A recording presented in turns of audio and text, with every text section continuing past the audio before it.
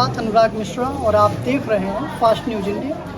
वैसे तो हम अक्सर आपको इस समय न्यूज़ रूम में देखने को मिलते होंगे, बहुत ही कम ग्राउंड पे उतरना होता है और हमें लगा अब ग्राउंड पर उतरने का वक्त आ गया। ग्राउंड पे उतरा जाए, कुछ चीज़ें दिखाई जाए, वो हकीकत से आपको रूबरू कराया जाए जो अक्सर आपको सिर्फ ऊपर ऊपर से दिखाया जाता है। वो लोग जो अक्सर कहते हैं कि सारी चीज़ें मैप में, सारी चीज़ें अलग अलग जगहों पर दिखा दिया जाता है कि ये काम हो गया, वो काम हो गया, लेकिन ज़मीन पर ग्राउंड जीरो रिपोर्ट क्या है उससे हम आपको अवगत कराने आए। बारिश का मौसम है, बारिश के मौसम में लगातार बारिश हो रही है, अलग अलग जगहों की रिपोर्ट आप देख रहे होंगे, लेकिन ऐसे में कोराव तहसील जो कि प्रयागराज जिले में आता है वहाँ जन सैलाब आए। जी हाँ, सही सुन रहे हैं आप। इस वक्त हमारे साथ कुछ लोग मौजूद हैं, उनसे हम बात करेंगे और जानने की कोशिश करेंगे कि आखिर उनकी समस्या क्या है, आखिर क्या कारण है कि यहाँ 3-3, 4-4 हज़ार लोग जुटे हुए हैं। मैं तो थोड़ा देर से आया क्योंकि और भी जगह पे जाना था कवरेज के लिए।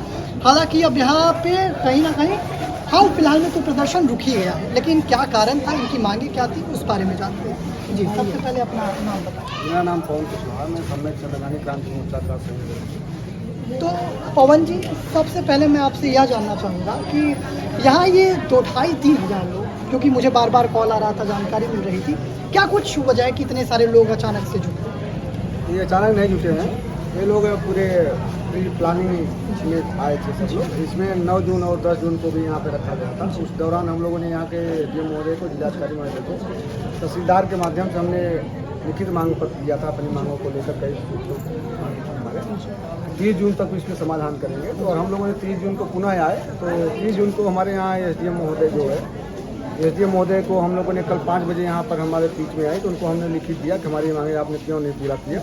तो फिर चली गई। एसडीएम कौन है इस तहसील में? एसडीएम का मैं नाम नहीं जानता हूँ, लेडीज थी आई थी। हम तहसील उसी में हम किसी को पता है यहाँ एसडीएम का नाम? आकांक्षा सिंह। आकांक्षा सिंह, चलिए। आकांक्षा सिंह बता रहे हैं। तो आप लोगों की मेन जो बेसिक जो मांगे हैं वो क्या क्या है? हमारी देखिए, हमारे जो संक्षिप्त में बात यह है कि जो एसडीएम महोदय को उत्तर प्रदेश राजस्व संस्था में जो पावर दी गई कि तहसील में जमीन का दूसरा काम नहीं है जी। यहाँ पर जो भूमिहीनों को, किस मजदूरों को जमीन देने का प्राविधान है, या जो गांव सभा की जमीनें हैं उसका जो मालिक होता है वो एसडीएम होता है। उसका जो सचिव बना के यहाँ भेजा जाता है लेखपाल को, भूमि प्रबंधन समिति का प्रधान अध्यक्ष होता है।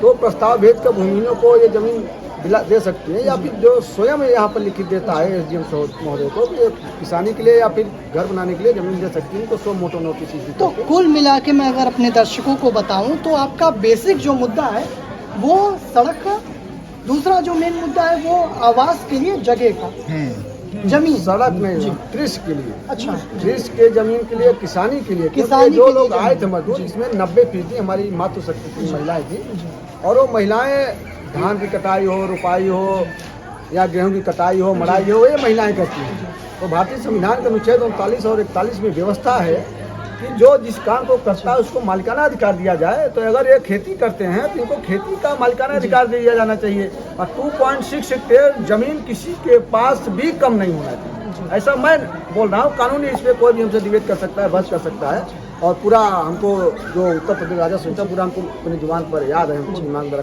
इस सरकार की मैं अगर बात कहूँ तो उसका कहना है कि किसी को कोई समस्या नहीं है। मैं आपको बता, ठीक है, लेकिन जमीनी हकीकत क्या है? क्योंकि इतने सारे लोग अगर आए हैं तो हो सकता है कोई भी कुर्सी पे बैठ के कह सकता है कि ऐसे इकट्ठा हुए, लेकिन इतनी गर्मी में और बारिश के समय अगर लोग इकट्ठा हो रहे हैं तो कुछ तो कारण है। क्या कारण? मैं आपको उदाहरण बताता हूँ।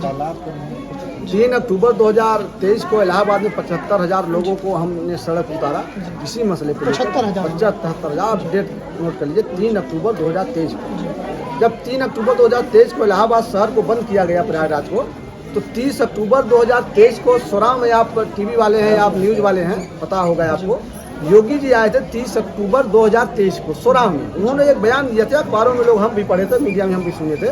उन्होंने कहा मैं उत्तर प्रदेश में 1,25,00,000 लोगों को 25 दिसंबर 2023 तक में अनुसूचित जाति और जनजाति लोगों को आवासीय पट्टा देंगे। योगी जी एक महंत हैं, साधु हैं, उसके बाद मुख्यमंत्री हैं, तो उनको झूठ नहीं बोलना चाहिए। अभी तक एक भी व्यक्ति को उन्होंने आवासीय पट्टा नहीं दिया अनुसूचित जाति व्यक्ति को। आप उसको अधिकार में मैं बोल रहा हूँ, और योगी जी इसका मतलब झूठ बोल रहे हैं। और पूरे प्रदेश को झूठ बोल रहे हैं। अगर योगी जी झूठ बोल रहे हैं और हमारे यहाँ मोदी जी भी झूठ बोल रहे हैं, और मोदी जी इसलिए उनको झूठा कह सकते हैं, तो उन्होंने जब चुनाव लड़ा था 2014 में कहा था 15 लाख देंगे। आज ये है कि 80 करोड़ लोग बेचारे राशन पे जी रहे हैं। हम कह रहे हैं 80 करोड़ लोगों को आप 5 किलो अनाज मत दो, इनको 5 बीघा जमीन दे दो, ये अपने आप ही आपको 10 किलो महीने देंगे। खुद की खेती खुद से हाँ, करेंगे। खुद करेंगे। मेरा नाम सुशीला आदिवासी है। सुशीला जी, तहसील पर क्या कारण है? और आप अकेले नहीं आए, काफ़ी लोग आए हैं। हाँ, महिलाएं हमारे सबकी समस्या है और सबको जमीन मिलना चाहिए। अब इनके पास सरकार कहे कि हम जमीन क्यों दें? हमारा मौलिक अधिकार है जमीन लेने के लिए। हमने वोट दिया है उनको, वोट देने का अधिकार हमको दिया है, तो हमको जमीन भी लेने का अधिकार हमको है। जी। और हमारा सब दिन से हम लोगों को हाँ जी, बताइए। महिलाओं के साथ न तो घर बनाने का जमीन है, न तो खेती करने का जमीन है, और दूसरों को खेतों में काम करती हैं। तो हम चाहते हैं कि हमको 5 बीघा दे दिया जाए, हमारी महिलाएं खेती करेंगी और अपने बच्चों को पढ़ाई लिखाएंगी और आगे बढ़ाएंगी। तो आपको क्या लगता है सरकार आपकी बात मानेगी, आपकी मांग सुनेगी? क्यों नहीं सुनेंगे? अगर वो नहीं सुनेंगे तो हम लोग ये ठान लिए हैं कि आज के बाद हम लोग जब वोट का समय आएगा तो हम लोग किसी को वोट डालने नहीं जाएंगे। वोटिंग पे हमारी महिलाएं कहीं से नहीं जाएंगी। जितने हमारी महिलाएं हैं, ये 278 गांव है यहाँ पुराव में, हम किसी महिलाओं के हर गांव में हमारा नेटवर्क है, हमको सब पता है, हम सब जानते हैं। हम महिलाओं को जाना बंद कर देंगे। अब वोटिंग की बात हुई है तो इसी विधानसभा क्षेत्र में इसके पहले भी ऐसा हुआ है कि वोटिंग के लिए कुछ गाँवों से लोग नहीं निकले, और आप फिर से वही कह रही हैं कि इस बार जब इलेक्शन आएगा तो हम और भी लोगों से अपील करेंगे, गुजारिश करेंगे। इसके बजाय ये नहीं हो सकता कि वो वोट करें लेकिन कहीं और करें, या फिर नन ऑफ द एबव वहाँ करें? हमको इस हक का मलिकाना है कि हम लोग जब हम आपको मालिक बना रहे हैं, मालिक का काम है कि हमारा हर मुसीबत सुना जाए, हमारी समस्या का समाधान होना चाहिए। मालिक हम इसीलिए चुनते हैं उनको।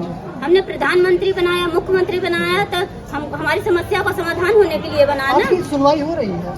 कितने दिन से प्रदर्शन पे बैठे? हम आज 2 दिन से बैठे हैं, न भूखे हैं, प्यासे हैं। हमारी महिलाओं को कोई बीच आया नहीं। हमको शासन प्रशासन परेशान कर रही थी रात में, तब भी हम लोग यहाँ से डट रहे। हमारी महिलाएं तटस्थ रही और कोई यहाँ से भागी नहीं और हिली नहीं। ये लोग भगाने का प्रयास किए लेकिन हमारी महिलाएं भागी नहीं। भगाने का प्रयास किया गया? हाँ, किया गया हमारे। करीब कितनी बारी आप लोगों से बातचीत करने आए होंगे यहाँ अधिकारी? यहाँ आते थे, हमको धमकियाँ दिया जाता था कि आप लोग चले जाइए, भाग जाइए, आप लोगों को नहीं मिलेगा, यहाँ जगह जमीन नहीं है, आप लोग क्यों आई हैं, आपको कुछ हो जाएगा, मर जाएंगे, ये हो गया। हम कहे कि यहाँ के तहसील हमारा महिला मतलब हमारी SDM साहिबा का दफ्तर है, कोई हम लोग खेत में नहीं है कि हमको कुछ हो जाएगा। जो कुछ होगा उनकी जिम्मेदारी बनती है। तो हमको प्रदर्शन रोकने के पीछे कारण क्या है, वजह क्या है, क्यों आखिर प्रदर्शन आपने रोका, और अब आगे क्या मांग? वो चाहते हैं कि ये लोग ना मांगे, ये लोग ना आए। तो नहीं, आप लोगों की अब क्या मांग है? प्रदर्शन रोकने के पीछे क्या वजह है और अब आगे क्या मांग है सरकार? आखिर प्रदर्शन क्यों रोका आपने? हम ये लोग बोले हैं कि हम लोग कल से कार्रवाई शुरू कर देंगे। कौन?